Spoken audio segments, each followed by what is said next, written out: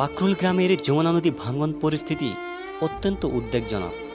জামালপুর জেলার মাদারগঞ্জ উপজেলার চরপাকেরদহ ইউনিয়নের পাকরুল এলাকায় যমুনা নদীর তীব্র ভাঙনে গত এক বছরে প্রায় 1000 বসতভিটা ও 500 বিঘা জমি নদীগর্ভে বিলীন হয়েছে।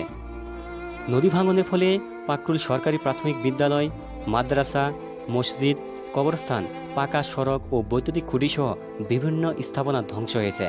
হুমকির মুখে রয়েছে কমিউনিটি ক্লিনিক, আশ্রয় প্রকল্পের শতাধিক ঘর, কবরস্থান ও পাকা মসজিদ।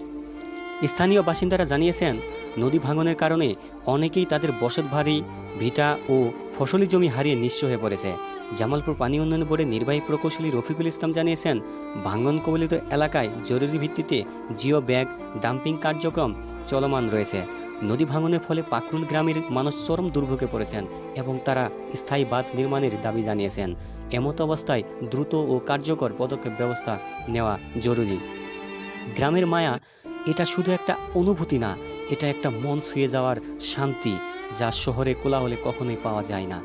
মাটি ভেঙে যায় ঠিকই, কিন্তু হৃদয়টাও দুই ভাগ হয়ে যায়। বাড়ির সেই উঠোন যেখানে মা দাঁড়িয়ে বলতেন, বাড়ি ফিরে আয় খোকা, সেটা যখন নদীতে মিলে যায় মনে হয় নিজেকেই হারিয়ে ফেলেছি। কবরস্থানটাও যখন নদীগর্ভে বিলীন হয়, মানুষ ভাবে আমার দাদার কবর কোথায় গেল। তখন ভেতরটা কেঁদে ওঠে, কারণ শিকড়টাই তো হারিয়ে যাচ্ছে। সেই মসজিদ যেখানে ছোটবেলায় আজান দিতে শিখেছি, যেখানে প্রথম নামাজ শিখেছি, সেটা ভেঙে গেলে শুধু পাথর নয়, স্মৃতি ভেঙে যায়।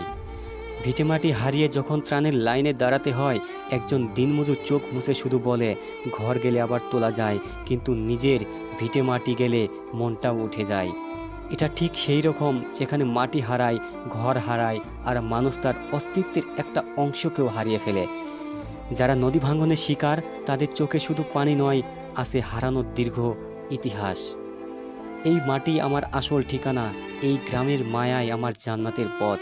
গ্রাম শুধু একটা জায়গা না, এটা আমাদের শেকড়, যেখানে থেকে শুরু আর হয়তো সেখানে শেষ আল্লাহর রহমত।